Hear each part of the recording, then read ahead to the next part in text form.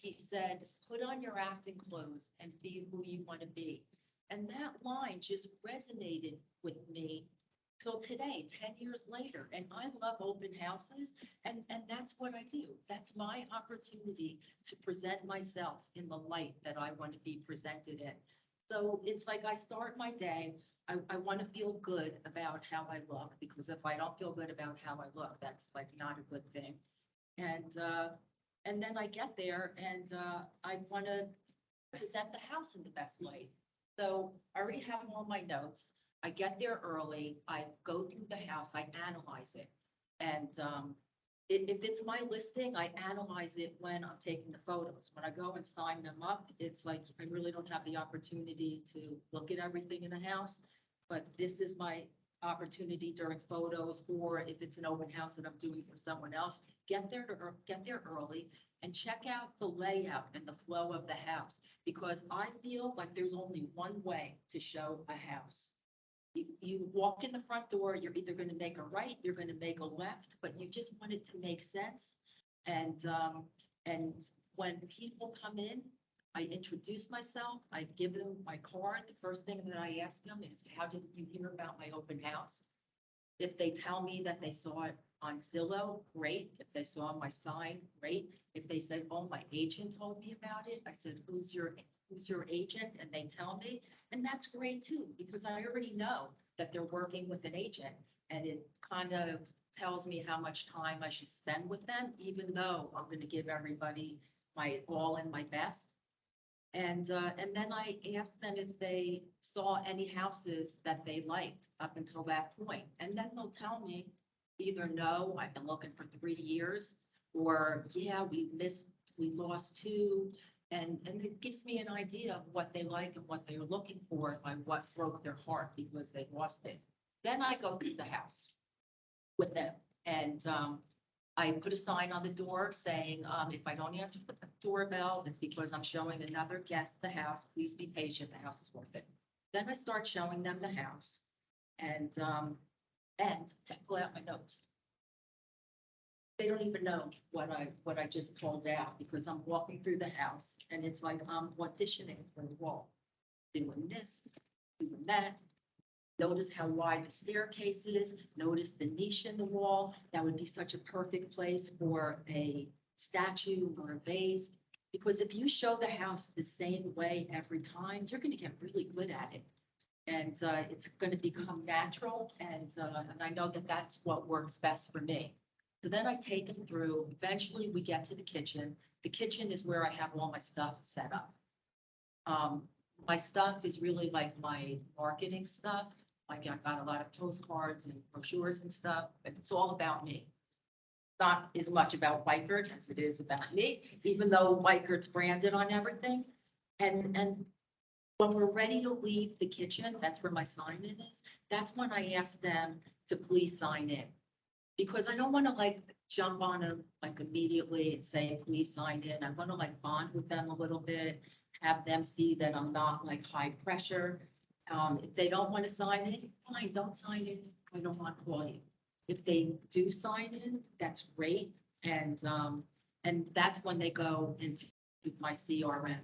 I don't use the app because I feel like when they are putting their information in the app, they're concentrating too much on typing. They're on like a new iPad that they're not used to. And then I can't talk to them because they're totally concentrating. And if I do talk to them, they're not going to put in the right information, not because they want to give me the wrong information, but I know that it's like too much for them. So if they're just writing out their name, email address, and phone number, I could talk to them and they could handle both. So there's like constant flow going on. Then we go through the house, and then you know, they ask me questions. They ask me about houses in the neighborhood. Do you know how much that house went for? Do you know, do you have any more inventory that's coming on? You need to know what is listed, what just sold, and what is under contract. Because if you don't know, that's going to make you look like you don't know what you're doing and like you're not the neighborhood expert. And by doing an hour of research before the open house, you'll be an expert. You'll know everything. You'll know as much as you want to know. And I feel that that's what gives you credibility. Then they leave. And I don't reach out to them that night. I reach out to them the next day and I send them an email and I say, thanks for coming to my open house. Do you have any interest in it? I'd be happy to schedule a second showing for you.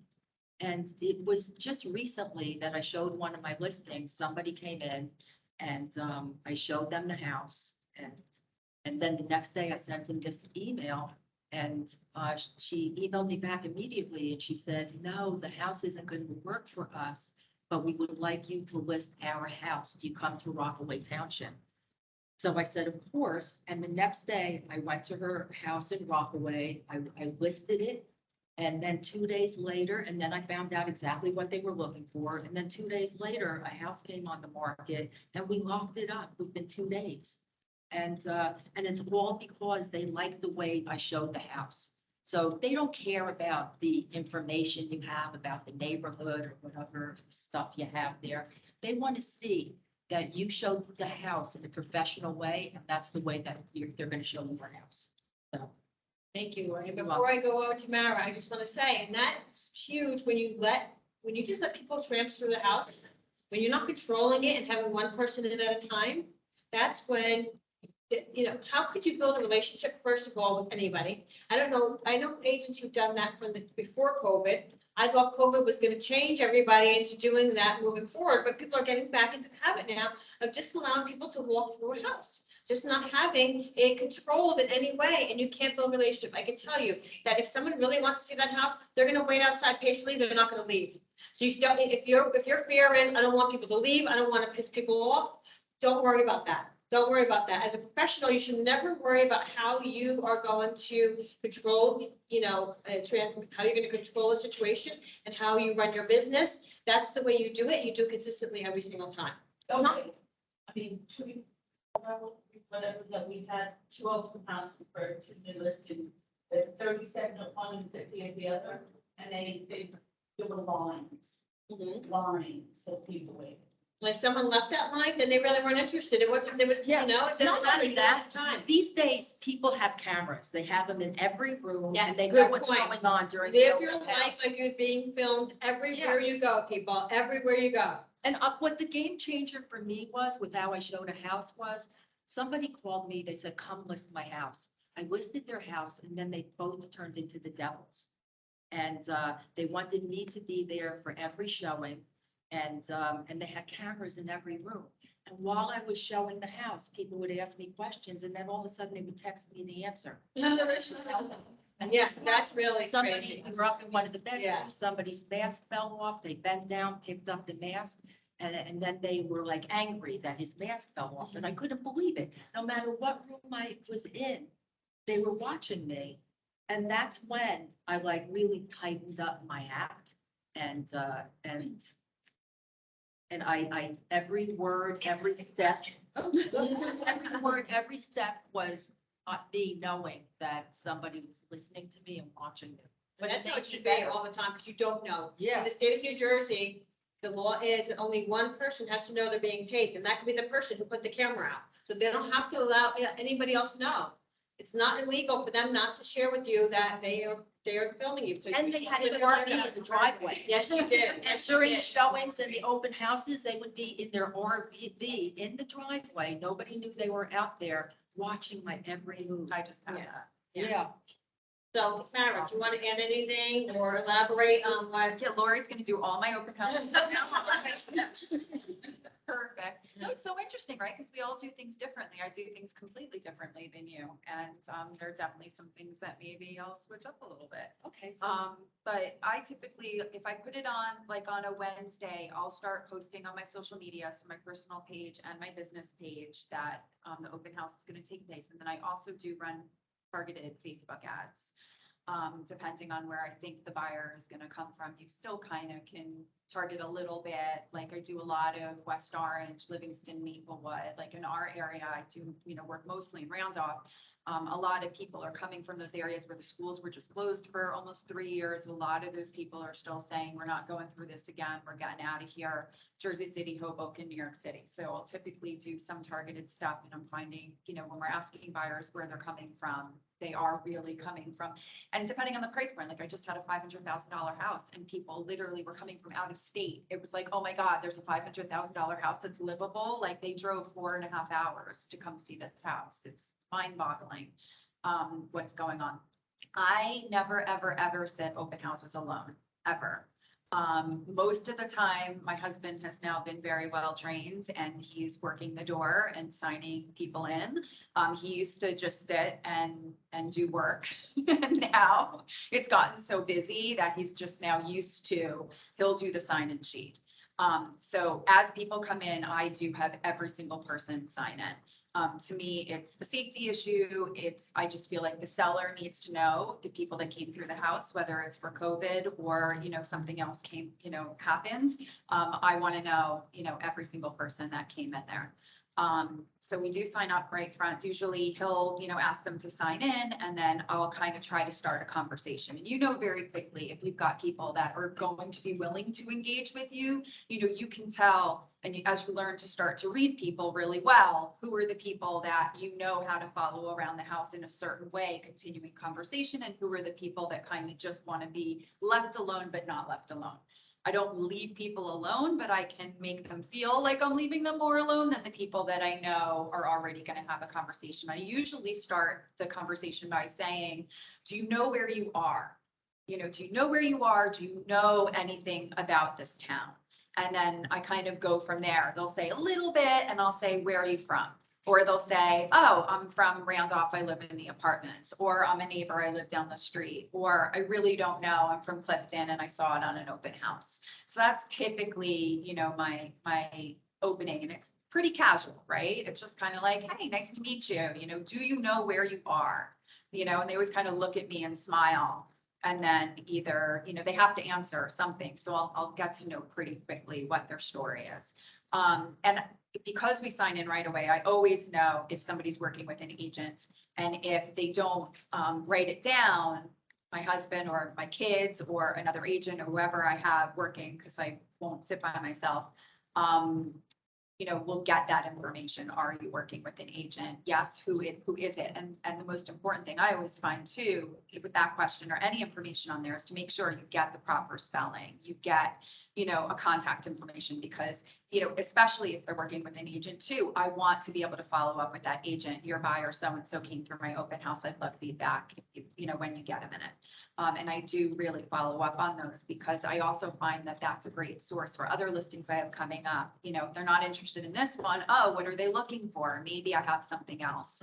And it also helps increase my familiarity and my rapport with other agents. The more that I'm constantly talking to other agents and building those relationships, I feel like that always then, randomly, I have people all the time calling me up saying, hey, I remember you from so-and-so. Do you have anything coming up? And then when I have somebody who wants one of their listings, we already have a rapport. And, so I find that that's very helpful just in terms of future business. So I like to use open houses that way as well. Go through the house similar, to Lori again. You don't want to be that person who's like, here's the kitchen, here's the living room. You want to find, interesting things to talk about and connect with, or bring back stories. I do a lot of flipping and renovating, so I like to spend a lot of time, especially if it's a house that needs a little work, talking to the buyers about what can be done, what's the potential, that things aren't as expensive as they think they are. Talking to them about, those future possibilities, and that also helps build rapport. I do follow up that evening. I feel like, they're still remembering me, I'm still remembering them, and I do take notes on the sign-in sheet. So as soon as somebody leaves, I'll go back to my sheet and write if I think that they were interested or something about them that will make me remember them. Because when you have 30 or 40 people through a house, they all run together really, really quickly. So I wish sometimes I could take a picture and attach it, to the thing. So if I'm following up, or then, the next day when the agent calls and says so-and-so, went through your house, is really interested, I can go through would remember who that was and who that conversation was, and were they crazy? Do we want to sell them the house? Do we not want to sell them the house? Half joking, but not really.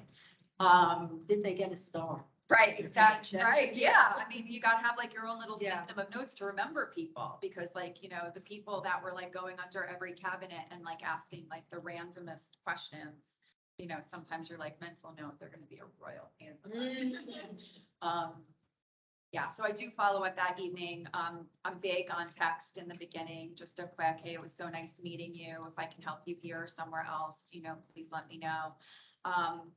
In the past, and it depends, like when you have the time, knowing that inventory is super important. I've had open houses where I've bonded, you know, when it gets a little slower and you do have a little bit more time. I do let multiple people through at the same time. I try to, you know, keep track and whatever, and maybe I'll go a little bit more towards one at a time.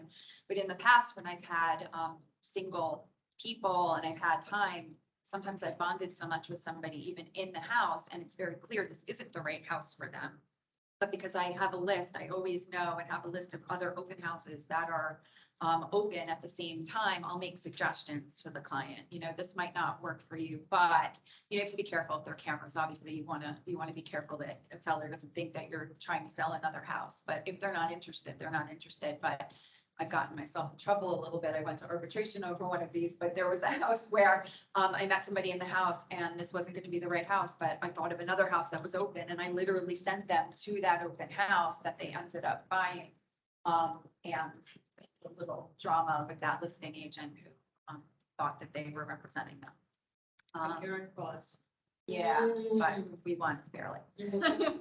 By the skin of our teeth. But anyway, you know, sometimes again, especially with unrepresented buyers, you know, they definitely respond to, you're not just trying to sell me any house, you know, you listened to my wants and needs and had other suggestions about things that I might be interested in. So I try to do that in the moment too. Great. Does anybody have any questions for either of them or any suggestions or I anything have that one you other do thing that works? to add. So with my CRM, when I put in a new contact, I put in where they're looking.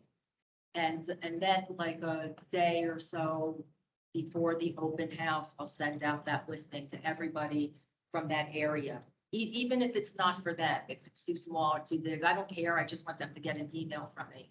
So smart. And that's good with the open house app as well. So if you utilize the open house app with my Wiker, if you do it, so what you can't do, especially if you have a tablet, is get to the open house where you don't have any internet service on your tablet because you don't know their Wi-Fi password and try to set up your open house app. That's where people were getting glitched out and being frustrated in the beginning. What you have to do is take your open house pad. When you're having coffee that morning, you're putting in your address, which is so easy. You put in the MLS number, whether it's your listing or someone else's listing, it doesn't matter. It'll populate the address and then it'll ask you the two defaults that come up, I believe, are name and phone number, right? It then asks, do you want it? You can toggle if you want the email address. You can toggle if you want to say, are you working with someone, right? So there's different things that you can customize, only 5. So again, it will take you less than 5 minutes, probably will take you less than 2 minutes to put this together. Then you go to next, and then it gives you the hashtag options. So you could put hashtag open house, hashtag 23 Main Street, hashtag random. You could put 1, 2, 50 hashtags, whatever it is that you want them to be placed into your CRM once people sign in, okay? And then you hit next and it's ready to go. And so once people log in, now it's all set up because you did it when you had internet service. Now, regardless of whether you have internet service when you get to the house or not, it doesn't matter. People are going to sign in, and once you have internet service, all those people will then be uploaded or downloaded into your CRM. And then it's going to automatically send them a text message saying, thank you for coming to my open house, right? So there's a lot of great benefits for an agent to do it that way. And I've heard from most agents who do utilize this, and I do have a lot of good agents who utilize this on a regular basis. They're getting invalid information or inaccurate information is no longer. Right? For some reason, they put in the proper information when they're putting it in there versus when they're writing it down and scribbling. And so like maybe they can't read it when they get home and I'll just change an I to an L and they'll never know or whatever the case may be. So again, take advantage of that, because I know for 100% certain that if we did not have that open house app, and you heard of another company that did, I'd be tortured every day that you wanted that open house app. Yet you have it and you don't utilize it. So I just don't understand. Just don't understand. I used it once. Yeah, me too.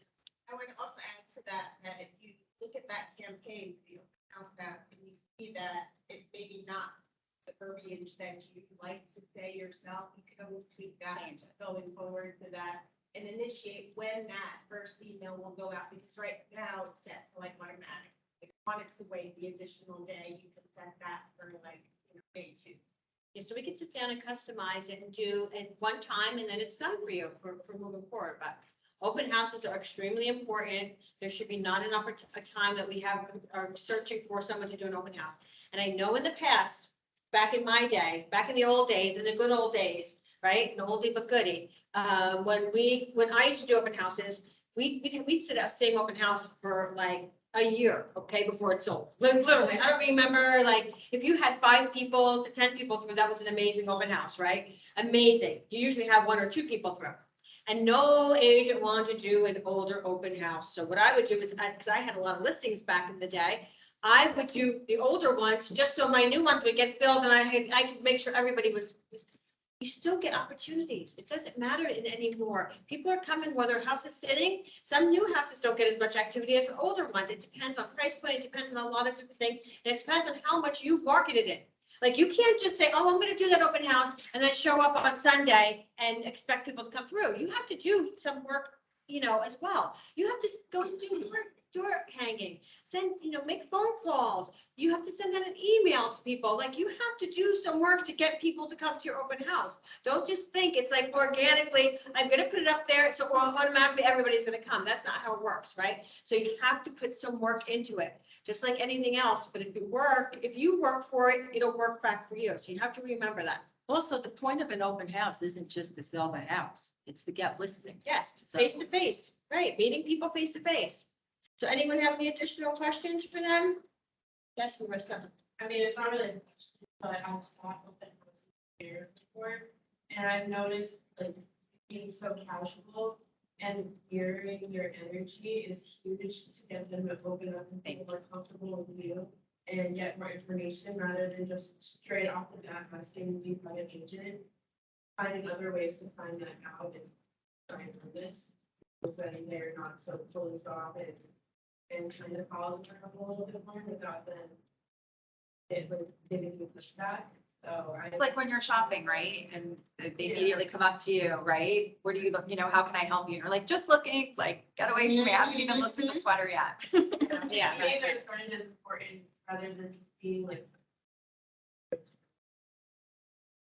being natural, like you would if your family or friends just walked in the door versus being like robotic because, it's someone that you don't know. It goes a long, long, long way. People can feel that. So thank you, Marissa. Thank you for that. So thank you, guys. I appreciate your time and helping us out and all your great insight. What I have in this meeting is actually, I don't know what this is, all the slides from the Reimagined Town Hall. I'm not going to go over them all again, but I'm going to share them with you today because I know people have wanted to go over them at their own leisure. So the things I am going to go over right now, though. So I have a lot of open house information here. You're a good helper. So here's a lot of open house leads and best practices and a guide from start to sold. Open houses can now be done 4 days. A lot of the offices are doing Thursday, Friday, Saturday, and Sunday. So if you can't do it on the weekend, do a twilight open house on a Thursday or Friday, or do an afternoon one on Thursday and Friday, just so you're getting yourself out there. Open house door knocking.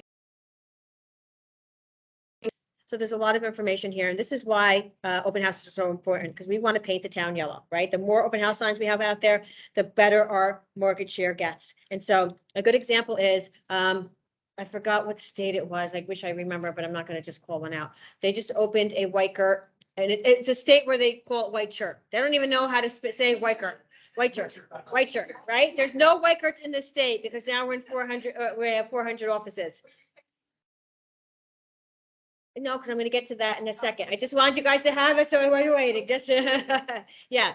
So they, did the 8 signs, you know, putting out 8 signs for open houses. They now have the biggest market share within a year of, in their area, in their town, in their neighborhood, just because of open house signs, putting them out there. Now, everybody there knows how to say white shirt, and they no longer say white shirt in that area. So again, it goes a long, long way. So here's what's in it for me. 40% of Wakert's business comes from open houses. 1 out of 3 Wakert open houses results in a sale. That's huge. 75% of open house guests will buy a home in 6 months. 65% of open house guests have a home to sell. Open house leads are free. One of the highest ROIs on a real estate sales activity based on research. Okay, so these are all stats that we put together for you guys, and it is true. Open houses are truly a great way to build your business. And it's time to start now instead of waiting, right? Start now, so so in the new year, you are ready to go. Anthony, I'm gonna just go past you for a minute, because now they have that in front of them. I forgot I was putting you next purposely. I'm sorry, I know you all want to hear what Anthony has to say. Probably should. So this is all the stuff that we're going through, obviously, that was gone through in the town hall, that I just making sure that you guys all have. So what I handed to you, because again, I want to be very, very transparent with everything that we do. So the Reimagined plan, right? One of the, there was 3 new components that were beneficial for our agents. One was the new plan, right? So let me put that up here. That's the fine one. So our new commission plan is one of the biggest things, that and the refer and earn, right? The profit sharing. So the commission plan enhancements were no accelerating points increase, qualifying AGCI amounts for each classic plan have been reduced, and no rollback rule for commission plan anniversary resets at plan starting level, which is very confusing. So what I did is I provided this to you so you can take a look at it. So what you have is the top page. If you look in the 12-month AGCI required to qualify column, and you look in that column and the page behind it, the page behind it was what the qualifying amount used to be. They've reduced that amount, okay? So if you see, that's why I have 2 pages. You see that that number has been reduced. Everybody see that? And then next to it and highlighted in yellow, I put the amount that was reduced by. Understand? Yeah. Oh, I don't know. Oh, stop somewhere. So for instance, to get to 65%, it used to be 75,144. You had to have the gross income the prior year. That has been reduced to 67,632. Okay. To reset at your anniversary to 70% used to be 96,608. Now it's 84,534. Okay, so that number has been reduced. So that's the reduced acceleration part. Okay. And that's your anniversary. Everybody understand that? Okay, good. So then if you go to AGCI, right? Those numbers are exactly the same, meaning your 12-month AGCI required to qualify, and the number you need in AGCI to accelerate to the next level to 90%, right? Are the same. So it's 65%, for instance, 67,632 is what you need to have an AGCI the year prior to get to 65. And that's also the same number that allows you to get to 90%. And then what I did next to each number, so next to the 60%, next to the 65%, based on the AGCI number, because I know AGCI is not how you run your life or your world. I broke it down into a dollar volume amount, okay? So the numbers you see highlighted are what you need in dollar volume to get to 90%. Does that make more sense to you than gross commission? Is that based on 5 or 6%? I did it on a 2.5%. Okay, so I based it on 2.5%. You getting a 2.5% side, okay? Because remember, it's on the gross commission. So meaning, If you took 67,632 and divided that by 2.5%, it comes out to 2,705,280, okay? So that's the dollar volume, that's the amount of the home sold to get you to the next level, to 90%, okay? And then you see all the way down, so someone who's at 80%, once they get to 6,761,000, they're going to 90%. Okay? Does that make sense to everybody? If it doesn't, I'm happy to explain.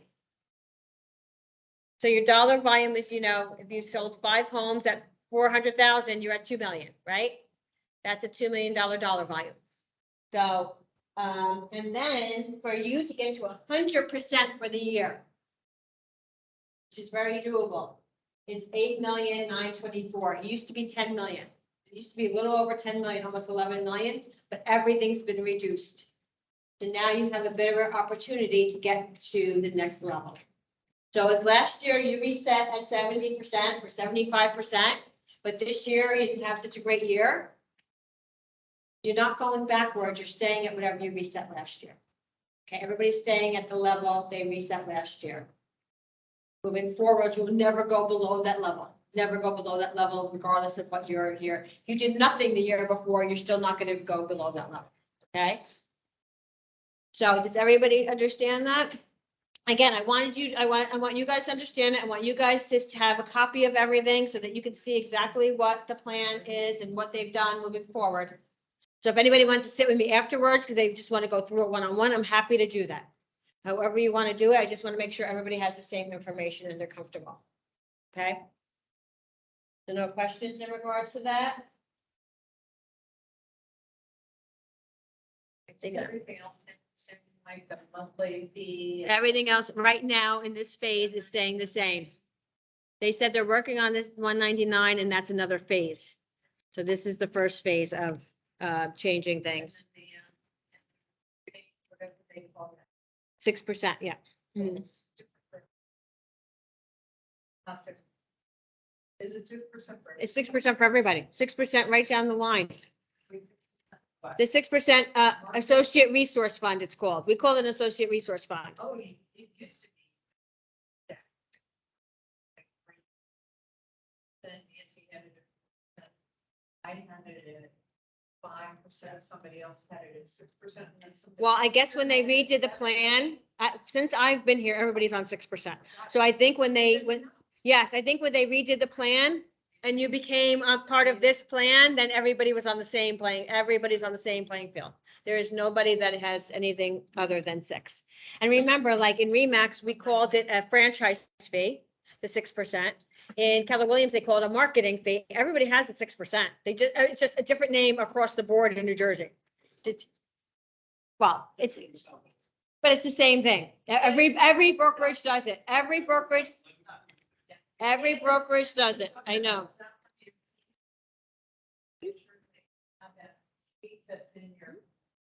That's in your Money Matters. Mhm. Add it to your. There we go. I was paying taxes on that. I never knew that. Wait, what did you say, Catherine? I'm sorry. In Money Matters, there's a section where you get to. Yes. look at the previous year. Yes, your history report. Every year I tell people every single year, I go over the history report, I show them how to get it at the meeting, I show them how to download it, they'll call me, but yes, you're absolutely right. You need to have that when you need to hand that to your accounting, because there's a lot of things that they can write off on that report that you wouldn't even know you could. 100%. That's so important. There's like ×2. Yes, that you print out with all of the deductions they took that your accounting can account for. That makes sense. And then our refer and earn program. So you refer someone here, we hire them. It could be someone that isn't even in school yet. It could be a $10 million producer, whatever it is, somebody that you've worked with that you feel would be a good fit for us. You have to do a warm handoff, meaning it's not like, here's the name of somebody. It's like, I've told them about you. They're waiting for your phone call. Okay, so 4 people have done that this week alone. I've had a lot of appointments with that. I have a new agent coming in from Compass, actually, based on a referral from one of you guys. So again, and that person now will get that agent who referred it will get 5% off the company dollar of that agent moving forward. If they join our company, yes. Yeah, it's very cool. So thank you, Mara Galper, very much. Thank you, Terry Dearness, Tabitha Williams, and Vin Dotwani. And there is a form you have to fill out online. If you're one of those people who don't like to fill out forms online, then I will do it for you. Okay? Mara Galper. Mara Galper. That count for, franchises too? I think it's only company. Okay. Because I'm thinking about when I filled out the form for Mara, it asked what office, because even if you know an agent, maybe that it's a good fit for down the shore. You could still get the benefit of it. Doesn't have to be in our office. It could be in any Wyford office that you feel would make sense. Oh, wait, did I go past Anthony now? Because I was so quick. Okay, yeah. I was talking and clicking, so I don't want nobody would notice. Anthony, nobody wants to hear from you this week, by the way. I wish we just, we could service. Alcohol. But that's in there. So, market update, housing starts, up unexpectedly, however, the improvement was on the multifamily side of the housing permits were low. Existing home sales were also low. Mortgage rates, the Fed raised short-term rates by 3/4 of a point, which we knew and kind of expected, it was kind of baked into what the rates were at that time. Though the market reacted negatively and continued hawkish statements on inflation, causing another rate spike. The one bit of good news is that Chairman Powell indicated that the Fed will not be selling their mortgage holdings, at least in the near term. What's happening this week?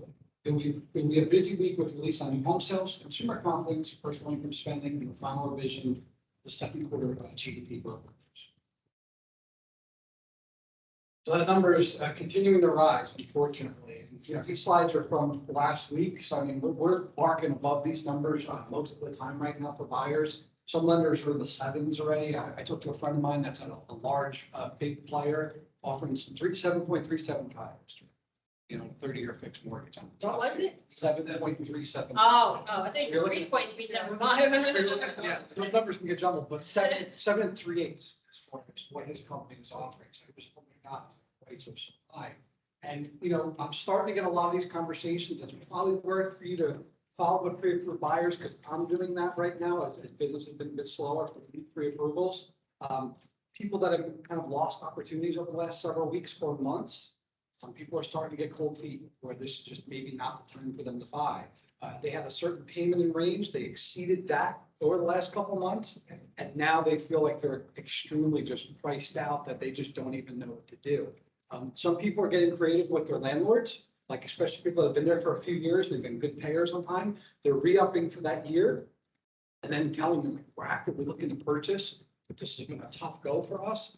Can you potentially let us get out if we give you, substantial notice or something like that? But there's not really penalties that, they're getting out. So some people are trying to get creative that way, or begging and pleading, probably more like it. But yeah, buyers are looking in 310 ranges and then realizing that there's nothing there or they're losing out. And then they're looking at higher prices, and with the higher rates, I mean, the payments are really kind of shattering to those folks. So I had a buyer yesterday that they loved the house, wanted the house, went over the numbers, decided not to make an offer.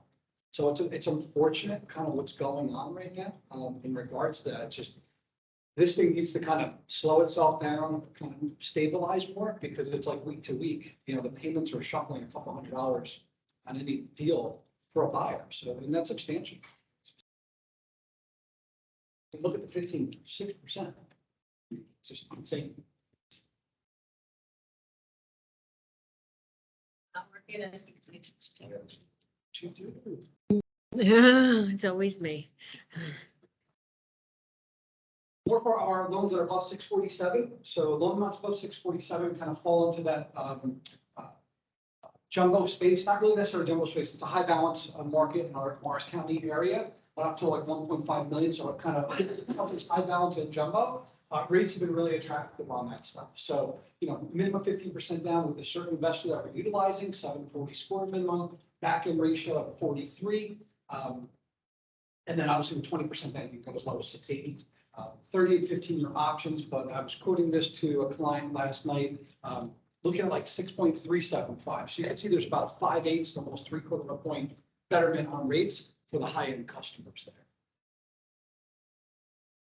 there. Is it the arrow or It's. You could do Sure. that too. it didn't work though? You Down or up or sideways? did this one already? Yeah, no, I didn't actually, sorry. No. It didn't move. Buy downs, we talked about this a few times over the last several weeks. Here's more of an illustration to it, and you're gonna see this probably a lot more. Sellers or buyer can contribute to this. So, for example, $500,000 listing price, we kind of talked about this where a potential seller might say, all right, the house has been on the market for a few weeks, people consider lowering the price, right? However, what they potentially do is potentially take what they were considering lowering the price or take a portion of that and maybe give a credit to the buyer to offset some costs, the buy down, right? So for example, if an alternative, the seller lowers the price to $470,000. That's a $30,000 cost in savings to the buyer. It's $190 a month as an equivalent. Option two, the seller buys down the rate on a multiple year buy down, right? In this case, a 2-to-1 buy down, so it's a 2-year adjustment based, not an ARM, but a 2-year buy down, where the first initial rate for that first year is 4.5%, the second year is 5.5%, and then the final rate for the next 30 years is 6.5%, right? But you can see on the illustrations below, on a $450,000 loan, that principal and interest payment is $22.80 a month, right? That's a $565 savings from the 6.5% rate. Year number two, payment goes to $25.55, and that's still a $289 savings from the final rate of 6.5%. Keep in mind, so why is this becoming attractive? Why is this becoming popular? A buyer can pay for this. I'm already starting to talk to buyers about this. Like, so let's say someone's putting down 20%. We're not even saying 20%. Let's say they're putting in 15%.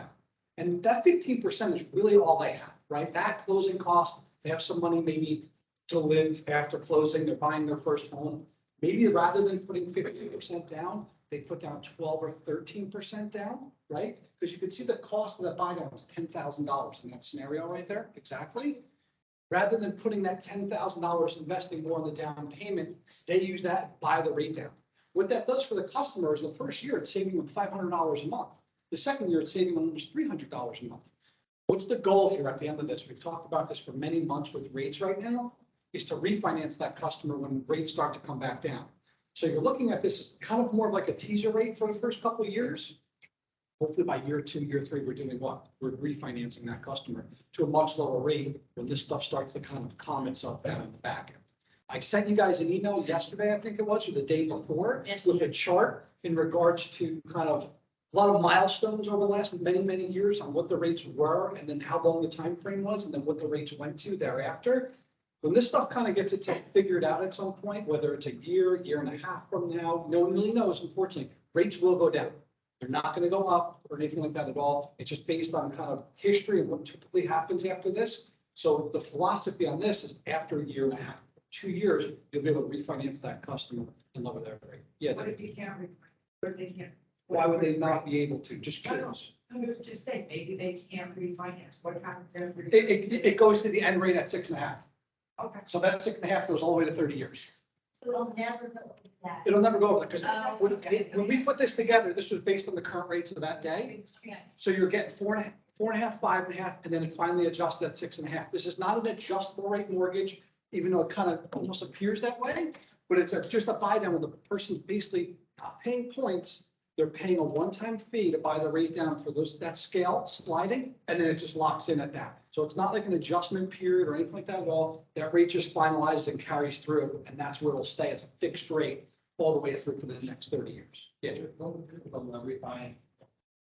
So a typical refinance cost, if we're using this example on a $500,000 loan, when you refinance a house again, there's not an attorney fee like typically we're dealing with when we're buying here. However, there's still a settlement fee. You still need title insurance and all the searches. You got to figure that on a $500,000 house with settlement fee, you're probably $3,500 to $4,000 just in the title related and settlement related charges.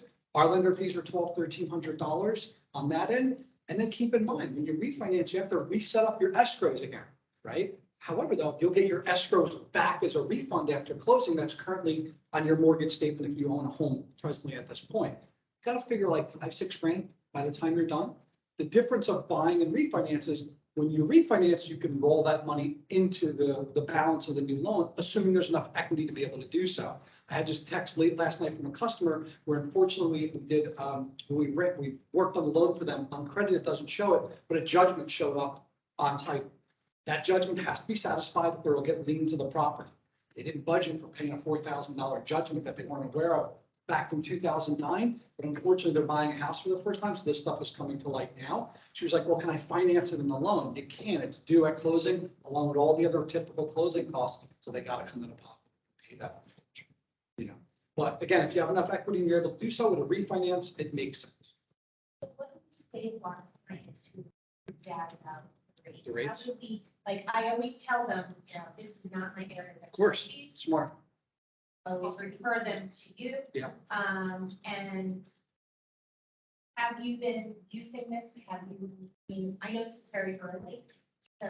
I'm starting to have those conversations with customers, right? So it's not for everybody, because no offense right now, when everybody, you know, values and stuff getting more crazy, a lot of people don't have extra money. Like, for example, where this doesn't work, like 3% down buyer, right? How much? It's like 3%, like a first time home buyer, FHA 3.5. They only have that amount of money to put down. Where could it work? Well, maybe hopefully soon we start seeing seller concessions as an option again, potentially. Maybe not right away. Deb and Lenny have the crazy listings where there's 5,000 people looking to buy, and we still have those houses still going on. But in certain markets where maybe a concession might be an option, buyers might have to kind of figure out what road they want to go down, right? They do inspections, they want concessions, right? You can't have your cake and eat it too in this market. It's just factual. Unfortunately, whether we were dealing with value problem, right, with people just overbidding on properties and getting very competitive, or potentially now the rate issue that we're dealing with. But you can use a seller concession for this. So let's say the closing costs are $11,000 in this house, or $13,000. You can get a seller concession for 10.2 and use that money to do the buy down. Same thing like in, you know, I don't want to say the old days, but you can get a seller concession and use that to pay points on a rate. This works better than paying points in the short term. Paying points is based on a 30-year because it's a fixed rate over the life of the loan if you're buying an interest rate down, right? But everybody that we're putting loans in this year is not going to be in the loan for 30 years. We want to get them in and out as fast as we could, assuming rates go down. Let's say if somebody did this. Yep. This was their plan, and in 2 years, we have the same issue where they drop the rates to like 2. Okay. Can they do it then, or do they have to wait out? No, you can refinance at any given time. Oh, You know, just keep in mind, right? So they're paying 10,200 on top of their 14,000 in closing costs on a $13,000 taxed property, right? So now their closing costs have just went from 12 to 13,000 to $22,000. So the amount of money when the closing is more. That's why I was offsetting it where if people only have this certain amount to work with, maybe they put a little bit less money down, because that amount of money down, that 10,000 equates to like $45, $50 a month in payment. But look at the difference in payment it makes for the first 2 years is really what the benefit is. So again, we're kind of looking at this market as hopefully within the next year to two, things kind of right size themselves, because the rates are not going to be at 7 and 8% forever, right? A lot of people are hoping, I have a lot of economists that I watch and stuff, and they feel that, you know, at certain times of the year going into next year, the things will start to kind of work their way out a little bit. But it might be a year or two before we start seeing potentially the fours again, or something like that. We just don't know.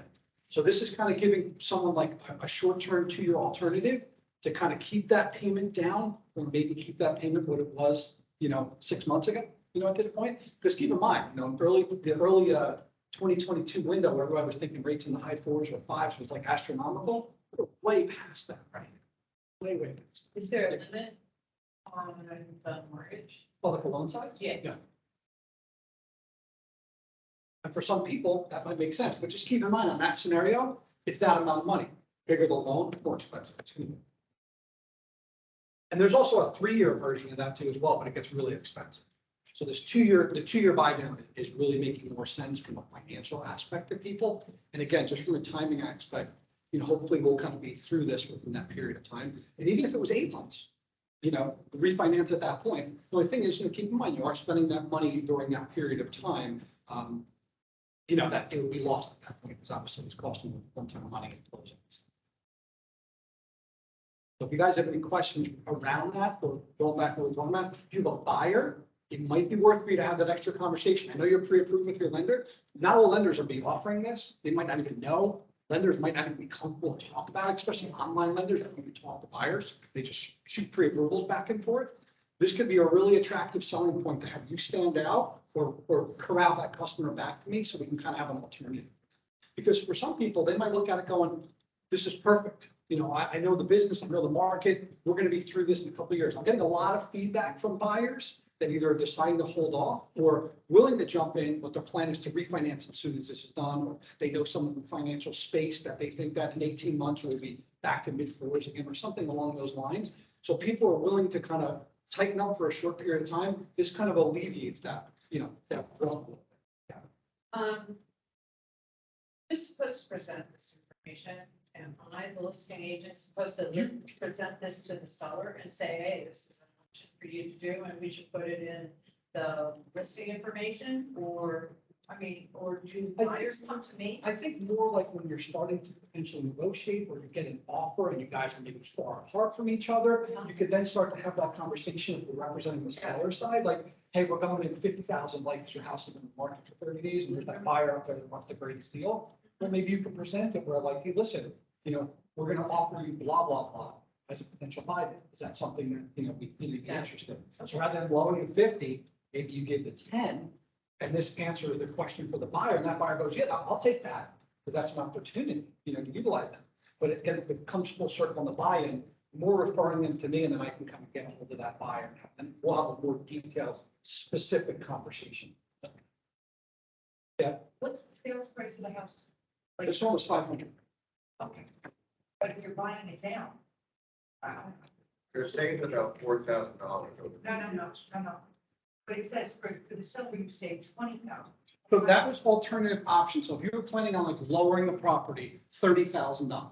So because the seller, that In essence, you're doing, so the seller's then giving a $10,200 credit and they save $20,000 from the reduction that they were considering doing if you're lowering the price of that house.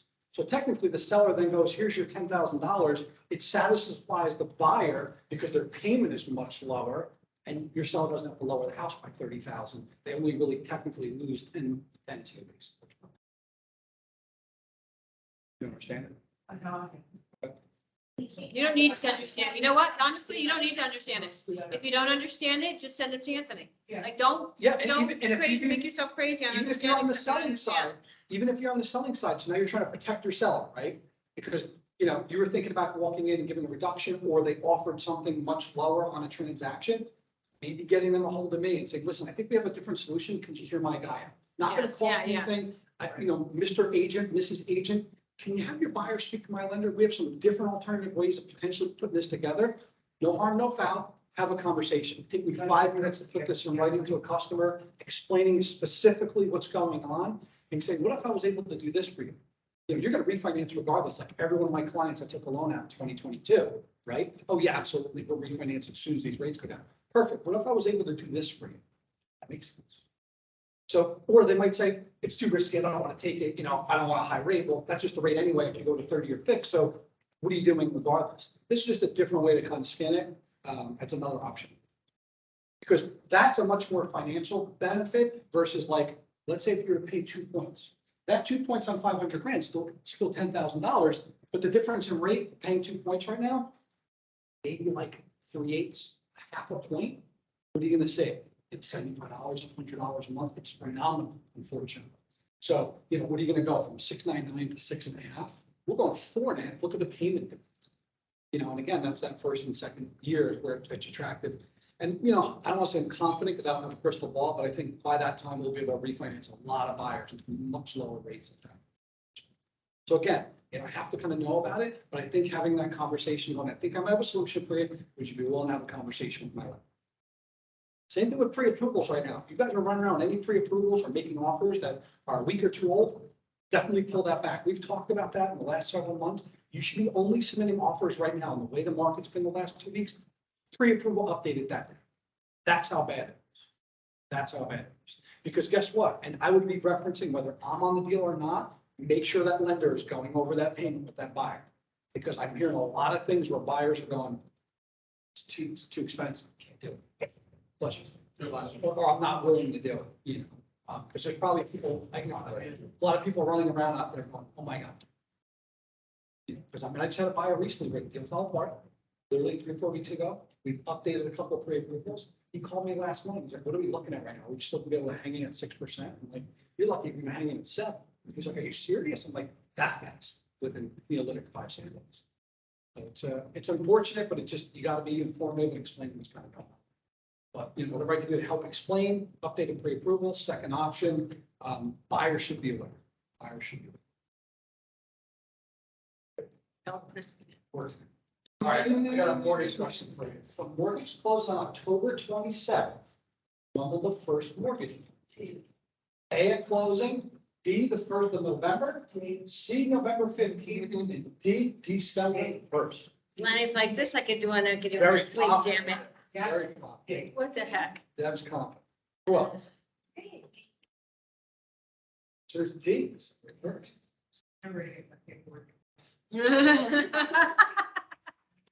True, true. Sometimes I gotta give me three. Yeah, that was a gimme. Not for her. Never. We've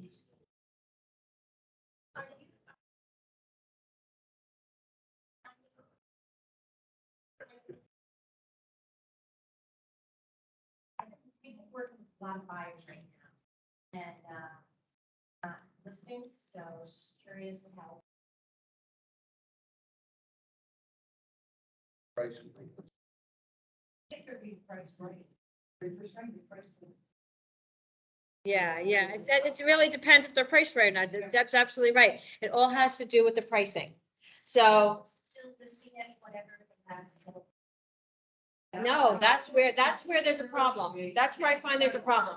That house that sold at 800 but went on for 650, it should be priced more at 650. That's how they got 800. That's the price that drove them there. You price at 8, then you're overpriced. Yeah. Yeah, so that's what you have to say to them. They didn't price at 800. This is where they priced and that market drove them there. If you want to get the best price for your house, you need to price at this number and get at the that's the market. Numbers, and it's gonna help it appraise, it's nothing more. Yeah, yes, that's a good way to put it. Yep, it's gonna help it appraise. But yeah, that's what you have to do. Right. So we can look at, hopefully we'll get, more offers. Yep. So that's really like, right, that person priced it, price at 650 in April, May, February, right? They didn't know what they were gonna get, right? But the market drove it there. So they priced appropriately for that time. It's the same thing here.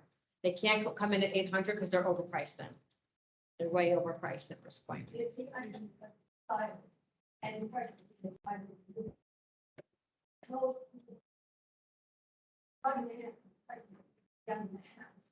Interesting, far up, but price of the house is going to stay the same.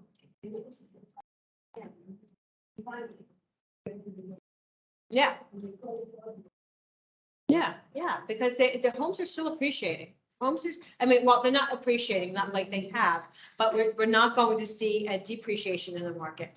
So if you price appropriately, huh? Exactly, that's what I'm saying. That's what I'm saying. So that aspect, if people are waiting for a market to crash and prices are gonna go down, it's not happening. It's not happening. So they're better off purchasing now and then refinancing in the future. Like Linda said, it's exactly what people need to be doing. So we have exclusives coming on. We have 2 Abingdon and Parsippany, which is, I guess, right next to the one Abingdon or across the street. And this one's coming on at $7.99 with Dennis. So if you have any questions, yeah, reach out to Dennis. That's a great one to know about for your clients. I know. We're trying to figure that out. He does a lot of Zoom.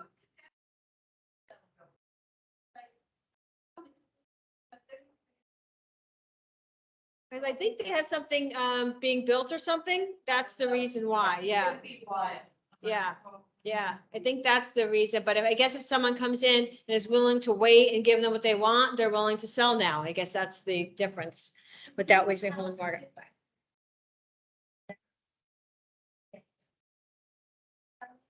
I never listed out. If it is going to be an exclusive, I don't know, saying it's an exclusive. If you're putting a sign out, you should.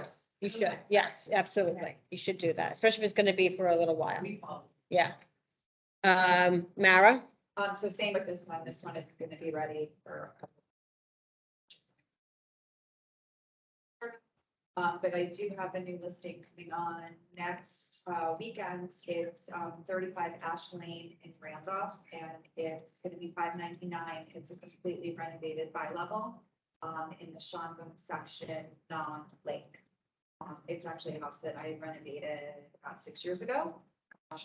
Yeah, and they're moving out of state. And they called me, which is nice, to list it, and it's held up beautifully. It's so nice to see. And it's really, really lovely. So if you have anybody That's a nice $5.99, nice price point. $5.99. $9.99, and it's like everything was replaced 6 years ago. Patty? So this is, looking for, requirements, eviction process. So not going to show, but I think support investment. Investment. Very nice thing.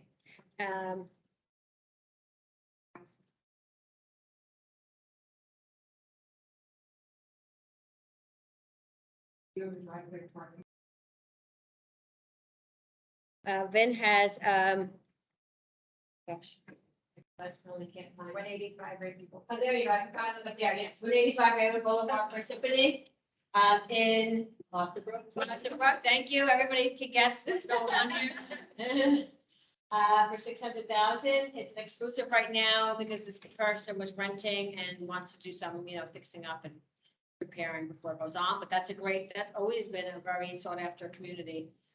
So that's a good one to know about for your clients.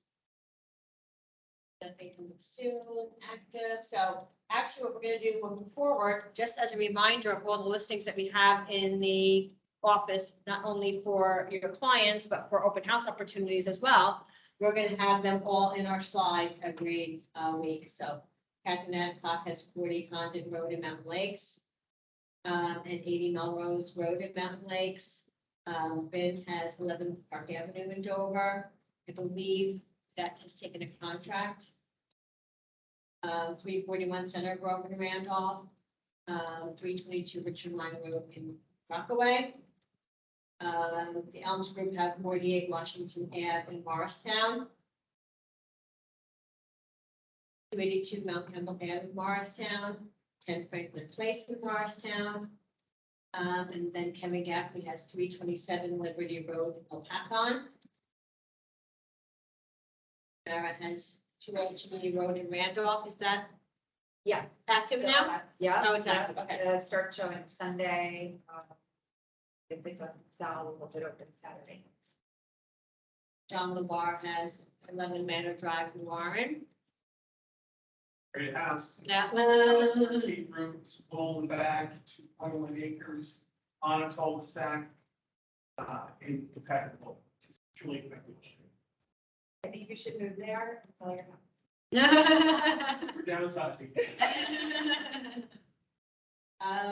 The league team has 14 Homer Ave in Nutley. 2467 Route 10 in Parsippany and Mountain Club. Hopefully they didn't put their lockbox on the railing. Most likely they did. Christina McCarthy has 3113 Cleveland Lane in Rockaway. Rose Vastiello has 22 Lennox Road in Rockaway. Deb Reagan has 148 East Main Street in Patterson. Cheryl has 15 Newman's Ave in Washington Borough and 20 Grand Ave in Washington Borough.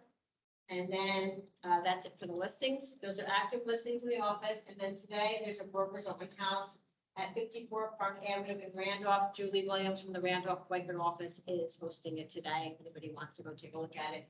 It's a huge property, as you can see, with extra outhouses and extra spaces, I believe. That person was like, what did that person do? I think Sesta's a farm. She ran a day camp out of there and a yoga studio.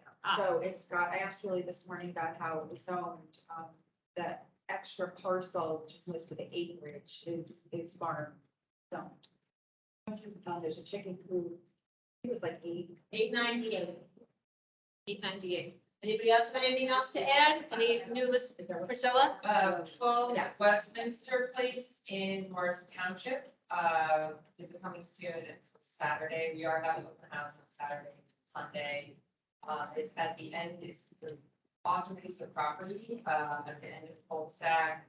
It backs up to the Loyola Retreat Center, which is like 37 acres. So it's really private back there. It's 4 bedrooms, 2 bathrooms, it was originally Center Hall Colonial, they added on, the great room has, gradient floors, a lot of character throughout the house. But really the draw is kind of the property and the location. There are, I think, 3 or 4, like, 1.5, $1.6 million houses on that street, and it's at the end. It's listed for $954. So that's a bargain, people. Right there. That's a bargain. Anybody else have anything? Eric? 232 Melrose Boulevard. Slower to the 350. 4 bedroom, bath.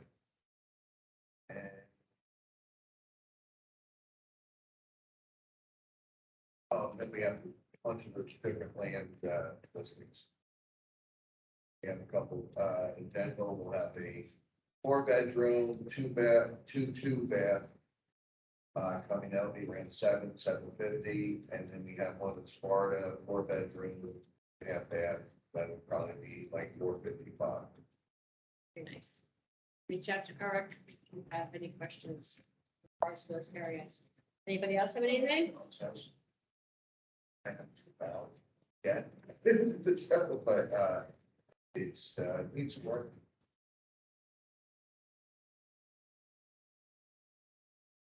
I got people calling me. Go. That Monticello. They win on.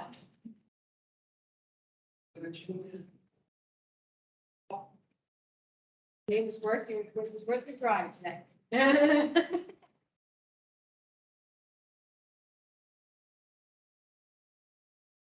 She got the Joker. She got the What? You know what? Oh my God, $85 in the pot. She got the Joker. We don't know what that means. Yeah.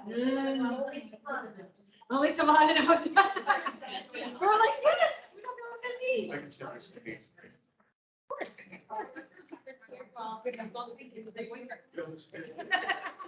That's what I make her now. Crazy. Okay. No worries, no worries.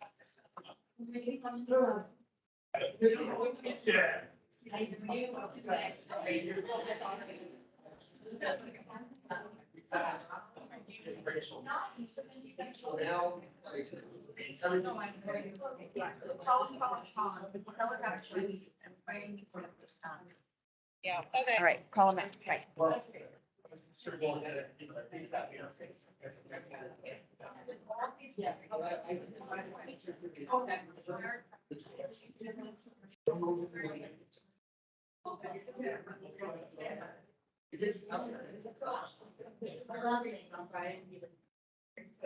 I just I think in your case, how we don't do this.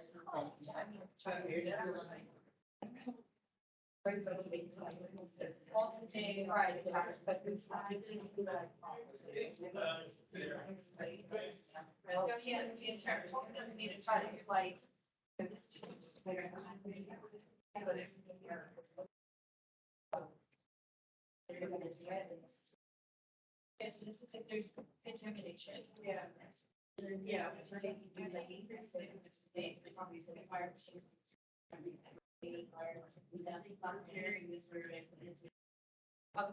they don't see when.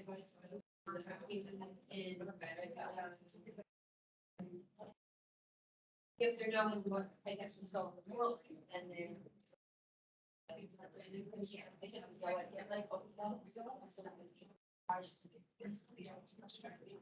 It's like, Yeah, so then it's in Lenny and Debbie's thing, because they use it. When the agent called them and said, well, we're gonna do a tank sweep, it was after they did the home inspections, they were like, no, you never presented that form, because in their mind, you have to have this form that does that. I'm gonna look at it, because they've changed that so many Yeah, times, no. but I think that was what Lenny was like, oh, no, you can't, you didn't fill out that form, so they were like giving pushback to the people. In reference to